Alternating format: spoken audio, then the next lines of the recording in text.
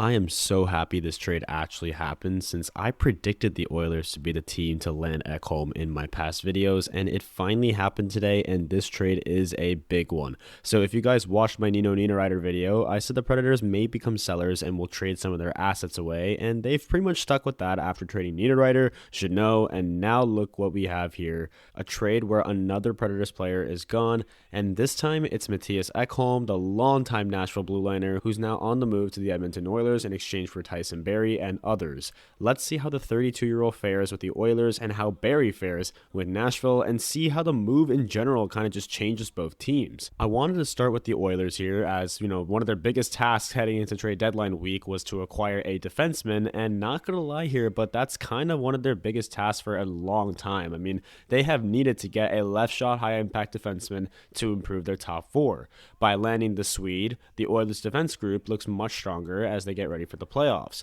Now, although the Predators have had their fair share of struggles this season, Ekholm has remained one of the solid players on the team, as he currently has 5 goals and 18 points, while also playing somewhat physical with 62 hits in 57 games played. Not to mention how Ekholm's excellent all-around game should certainly put him in a spot where he can shine as one of Edmonton's biggest pieces to the team in the future. I think he would fit perfectly next to Evan Bouchard on that second pairing when looking for a reasonable spot to put him for the rest of the season and in the playoffs when they clinch it. We've seen throughout his career that Mattias Ekholm has managed to play a really good defensive game, which should certainly allow Bouchard to get more chances offensively while having a veteran mentor to help him become a great defenseman overall. We could also see Jay Woodcroft potentially putting Ekholm on that top pairing unit to replace Darnell Nurse. In all, the Oilers become much more flexible with their defensive pairings. I would also hope that the Oilers utilize Ekholm as more than just a rental, as he's going to be under contract until the 2025-2026 season comes to an end, which is literally 3 more years of Ekholm. With that in mind, we could very well see Edmonton keeping Ekholm as a core part of this defense for the next few years, as the Oilers make their quest for the Stanley Cup, which is honestly huge for this team because this was what they've been missing since guys like Adam Larson and Chris Russell left. They have needed a guy like Ekholm. I'm sure Predators fans are going to be upset about losing such a fan favorite, but it's kind of for the best. I mean, several teams were interested in adding Ekholm, including the Maple Leafs and the Capitals, so at least they get to kick off their retool or rebuild, whichever we see David Poile and Barrie Trotz do for the rest of the time, in the right direction, as this return is really solid.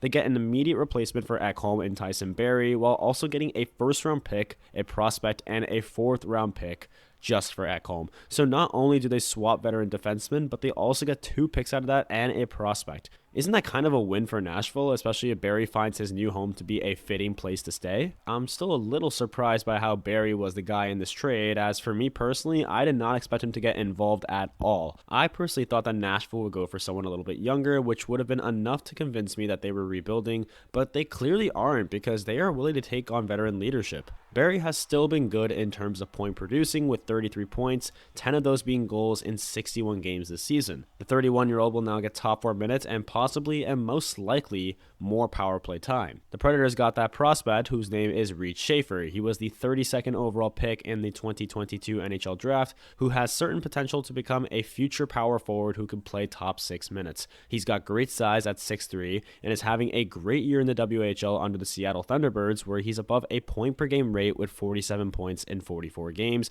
which is excellent because, Nashville has kind of lost that physicality with Ekholm gone, so they could potentially get that in their future forward in Schaefer. What could go wrong with a skillful offensive player who has a physical style to his game? Preds fans, believe me, it's never easy to say goodbye to a fan favorite, especially a guy who's been part of your core for all these years. I experienced it firsthand when the Rangers had to trade Matt Zuccarello back in 2019, but it's only for the best.